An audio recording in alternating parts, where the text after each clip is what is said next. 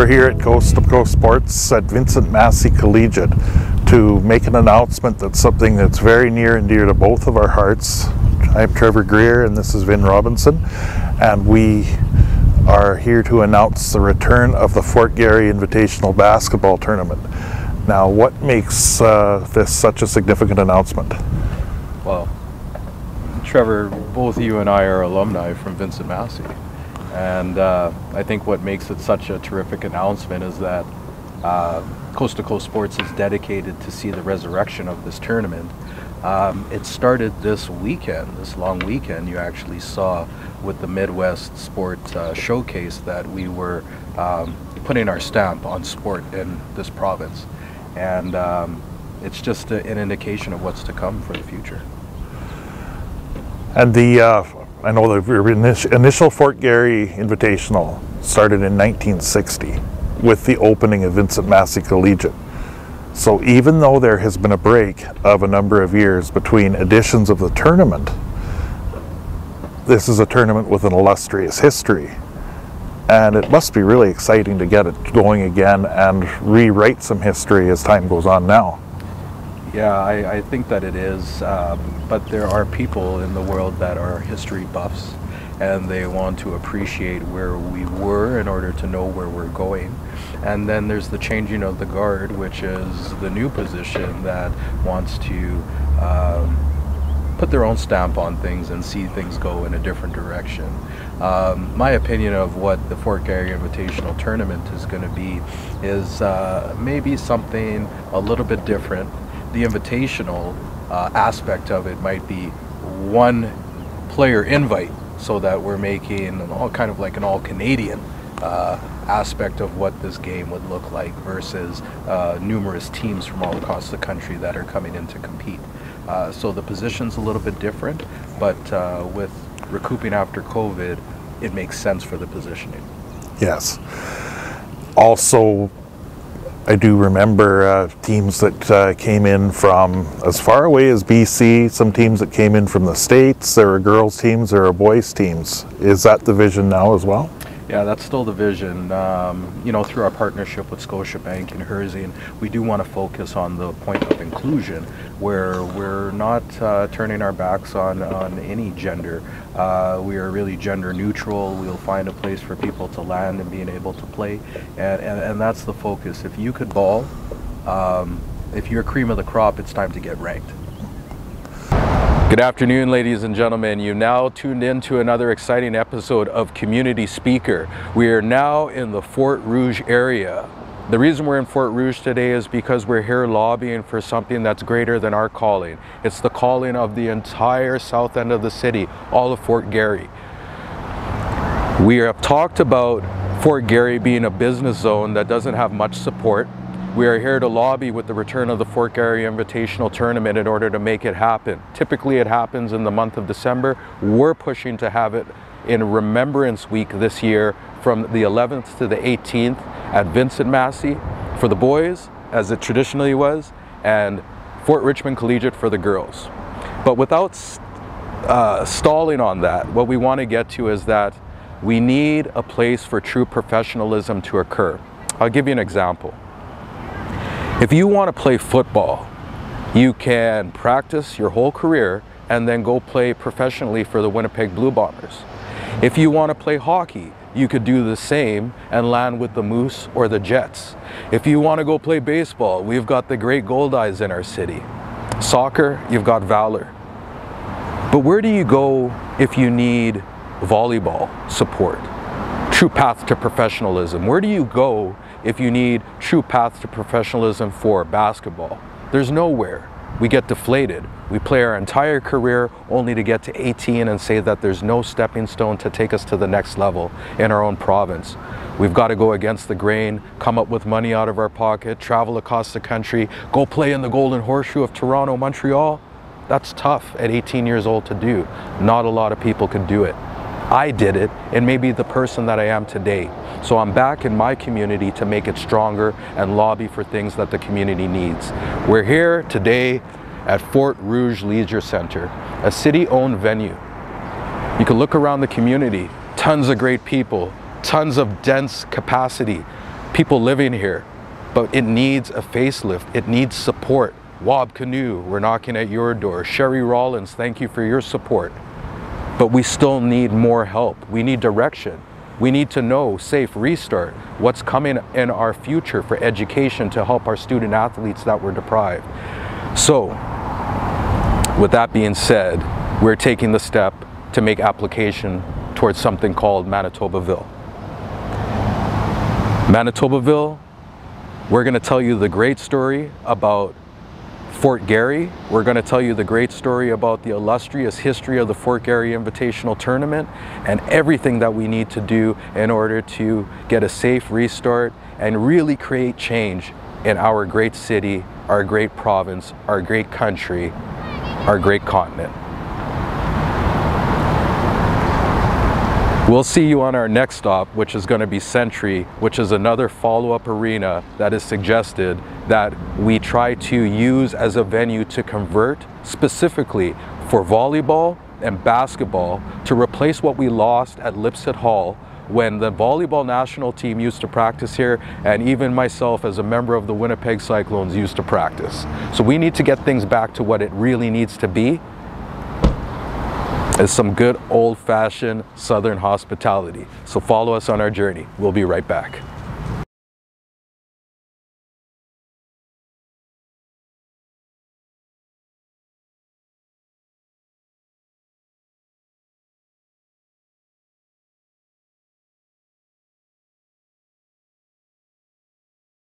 Welcome back to our show. We are now at a different arena that was suggested to us that we take a look at in order to revive and bring the sport of basketball and volleyball to professionalism. Last week we were in Fort Rouge. Today we are in Grant Park. Once again, another great area that's dense, well-maintained, and long-standing in our community. So, Charles A. Barber Arena, this is where we are. Now, one thing that I have to say is when you own property, without a doubt, something that always tends to occur is that you have to have ongoing maintenance in order to keep it up and running and to make it look good. Perhaps throughout a partnership or unloading one of these venues, it could make that occur and keep our community bright, clean, and even attract more people into the venue for a different platform of sport. You're going to come along for a walk with me so that we could point out a few things that would be required in order to bring our community up to snuff and make it a better place to live for all of our kids, all of our children, all of our families, aunts, uncles, everybody to participate in. So follow me, come along for the walk. So here we are. Like we said, we're not here to bash the city or bash anybody. We think that you guys do a terrific job. I actually take my hat off to you. It's not easy to balance and maintain all of this. But what we notice here in the summer as we walk around is some uncut lawn that's taking place, for example. When we go back toward the backside of the venue, we'll also notice that there's things back here such as garbage that compiles that would need to be cleaned up. Terrific arena. You look around here, we've got Grant Park School, we've got Grant Park Mall, we've got all of this here. We do have city workers that were out today, but it's difficult to say exactly what was taking place when we look at this arena. So unfortunately, because it's summertime, we're not able to access the inside of the arena, so we're just going to do a quick walk around the outside and take a look at the things that we do notice over here that seems to be a bit of an eyesore. So, like anything, garbage needs to be collected on an ongoing basis. It's a little bit of a small garbage can here, and we're not sure if this belongs to the city or the school, but nevertheless, it needs to be cleaned up. Now, timing might have been great because we did talk about the grass. And it sounds like somebody's back here diligently at work cutting the lawn. So once again, taking my hat off to the city of Winnipeg for making sure that our soccer fields, our track fields, our parks are accessible and good for people to play on. But where things become a little bit of an eyesore might be something like this. You know, this building obviously has been tagged. Graffiti needs to be cleaned up. it's an eyesore to the community. Now, I'm a big fan of graffiti. I mean, I grew up with it. I'm part of the hip-hop culture. But with that being said, there's a time and a place for everything. So having a beautiful mural maybe on the side of the building that represents our community, our beautiful mosaic, and the sports that we have might be a better indication than tagging the back of the building. And I'll just give you a quick example about the difference of really cool graffiti, which in my opinion is this piece right here, which I really do like. And it's all kind of tying into our theme about art today. But then there's pieces that lack, and it just looks like it's tagged and something that could cause problems. So with that being said, we think that this might be a terrific venue, a terrific fit. It's on a highly populated, recognizable intersection. Our next stop that we'll be taking will be at another arena that's a little bit hidden, not as out in the community as we would like it to be. So quite frankly, from my perspective, not an option, but the first two locations and arenas that we looked at, potentially so. So we'll be right back.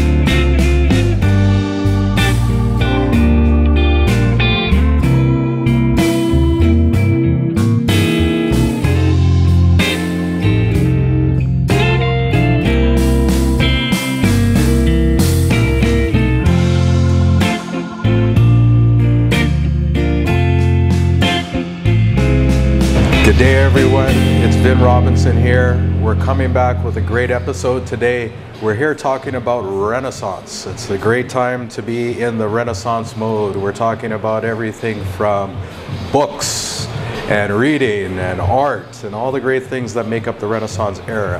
That's what brought us here today, to talk with Jeff. Jeff is the proud owner of Fleet Galleries that can be found down in the Exchange. Jeff, thanks for taking the time to meet with us here today. Hey, I'm happy to talk about things, how they work and how they do. And the main part of my business is picture framing, but secondary is the art sales and so on. This is my son Brian Casciacosa. Right. Hey Brian, how you doing? He's the guy that did some of these paintings here. Okay. All right, and we'll take the opportunity to go through some of these paintings. So why don't we kind of start down here at the end. It's my understanding that there's a show that's going to be coming up. It's starting relatively soon. Tomorrow. Tomorrow? Yeah. Okay, now let's talk a little bit about some of these pieces that you see here on the wall. So as you had mentioned, your son is the one that painted it. He's he painted this, Betty Boop, and some of the other ones. Okay. He's been painting from the time he was 10 years old, self-taught.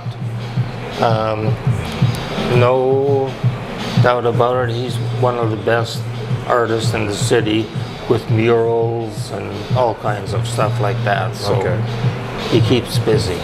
I see.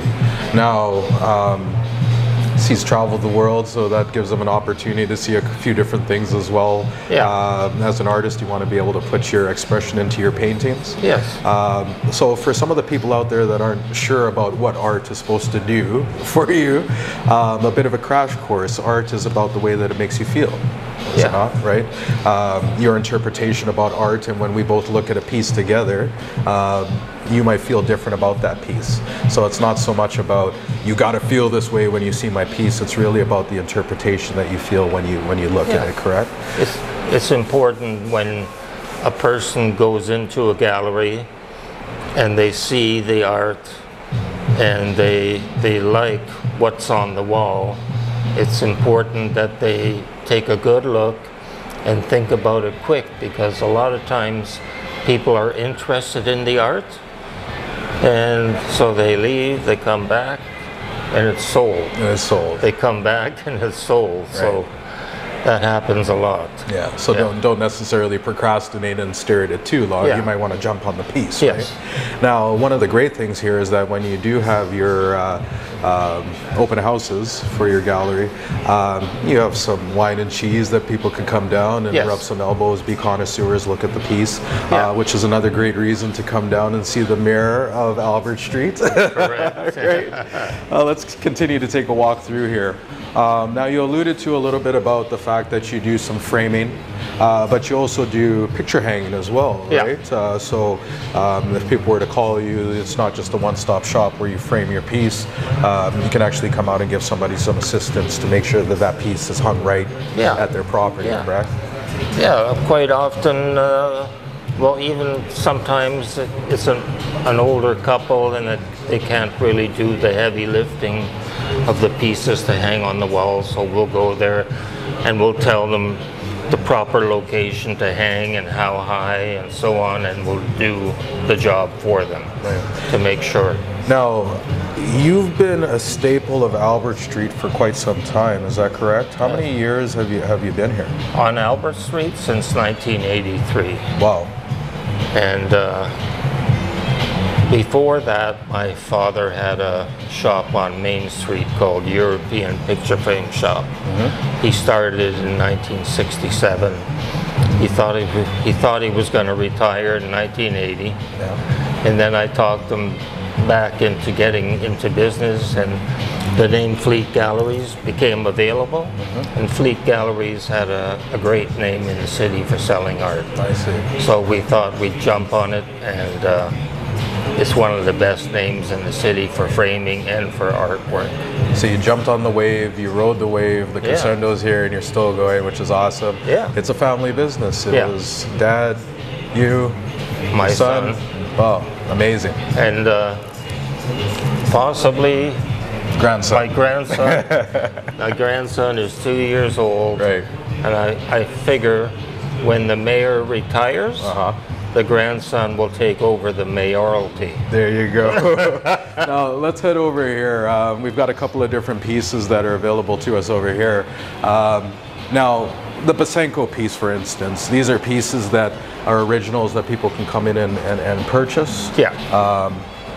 And then you still have some prints as well that can be purchased as well. If we have bins as with well. prints in. Okay, so let's head back here. Can you tell us a little bit about some of the local artists that you know may have pictures here in the gallery? For instance, Kenneth Hildebrand. This is Kenneth Hildebrand. He, by trade, he was an architect, or he is an architect, and he did some designing for Siloam Mission, and I've known him for quite a few years, and he's a wonderful man, and his stuff is perfection. The lines and everything. Very clean. And all of this stuff here is all freehand. Wow. You know, and look at how clean everything looks. Ben's awesome. Yeah. He's one of my favorites. Yeah. And he's such a great spirit. He's so gentle. And he's just so humble, but at the same time he's so confident. Right. Like he shows like true resilience and confidence just in being peaceful and calm, and that shows through his art. You know? Yeah, some definitely great pieces here. Manny Schultz. Manny Schultz, another great artist. We've had a a few shows with him in the last 5 or 6 years. In this piece in particular, if you come in and you look at it, there's actually a little rabbit hidden in there. You probably can't see it. You know, okay, so It's tiny. I'll say this. Listen, there's some great pieces here Yeah. at the gallery that Yeah. you definitely have to come down to the exchange and, Yeah. and take in. Once again, you know, we're talking about Renaissance and things, the things that are part of the Romantic era. And, you know, Yeah. we don't take the opportunity to really look around Winnipeg and say, hey, we're an art city. Yeah. There's so many great things to get out and check out. So really stumbling on this place is a gem. You need to come in here, great atmosphere, great music, great people. Yeah. Why don't you tell them how to find you? You have a website? Well, the website isn't up right now, Okay. but Tell them your address. Where can they find you in the exchange? on 65 Albert Street is where we have our place. Yeah. You can park on the street. If you're coming in quickly, you can park in the loading zone for 15, 20 minutes, pop in and check things out. There's a day every month on the first Friday. There's a day that all of the galleries are open later. So we usually get, on those days, we get between 75 and 100 people coming through. And they really enjoy talking with me because I know all of the artists that have been around forever. A lot of them have passed on already, but I can give them all the information on the artists. Okay. And they're so thankful. They're happy to talk to me, and I'm happy to talk to them and let them know exactly what's going on. No, that's great. So a wealth of knowledge when they come down to see you. Yeah. Hence why you're the mayor of Albert Street. Albert Street. There you go. So your one-stop shop. Come down, fall in love, just like everybody else does with art. Step in here, meet Jeff, say hi. He's got a lot of products that you could pick from, look at, and even just come in and kick the tires and just Yeah. take it in Yeah. for some mental health and relief. So this is Vin Robinson signing off. Thank you, Jeff, for taking the time. Right. And we'll be right My back at pleasure. Yeah, you after this commercial break. my pleasure. Thank you.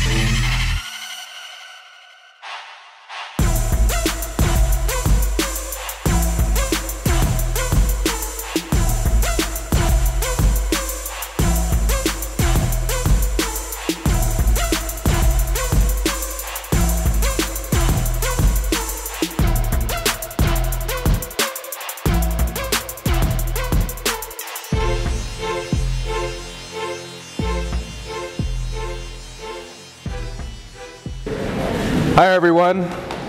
I'm here at the capacity of a nonprofit organization called Manitoba Drive. Manitoba Drive helps in two different ways. We help in education and we also help in sport. So who here likes to learn? Anybody like to learn here? No? Nobody likes to learn? School, sports, how to cook, how to laugh, how to have fun. There's so many different things that you could learn. So really that's what we're here to do, to help and teach this week and with the program. Twice a week, I believe, I'm going to be coming out and first of all, starting out in the first hour, having fun with everybody here. So it's not about doing anything in depth, it's just about having fun.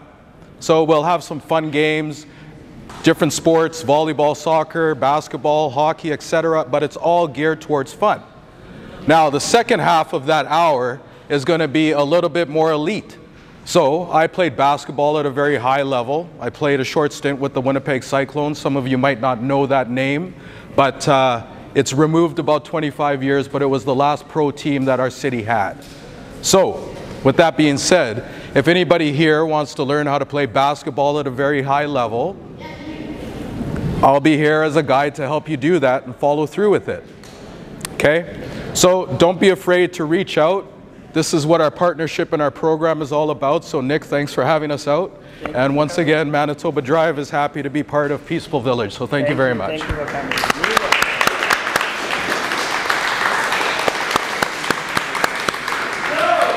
coming. Good day, boys, girls, ladies, gentlemen, children of all ages. It's Vin Robinson here with another exciting moment. We're here today with our focus on community, inclusion, diversity, and bringing it all together. That's what we're here today doing. It's a great day. The sun is out shining and you can see how we affect the community behind us. We're here at a school in partnership with Peaceful Village, and Peaceful Village has after-school programs located at various high schools and junior highs all throughout the city. In particular, there is schools that are in the south end of the city, Acadia, Fort Richmond, and this ties directly into the return of the Fort Garry Invitational Tournament. Coach Vin is going to be here lending himself to getting these kids up and running. First part, starting this summer, is going to be teaching the kids a little bit about fun, just how to relax, take mental stress off, and just get back to having fun and seeing the smiles on everybody's faces. But after that, we're going to bump it up to a little bit more of an elite level. If these kids want to learn how to play hockey, volleyball, baseball, soccer, basketball, football, it doesn't matter. We're going to give them an in-depth shot at becoming great and getting ranked. And this is really what it's all about, putting community back in sport.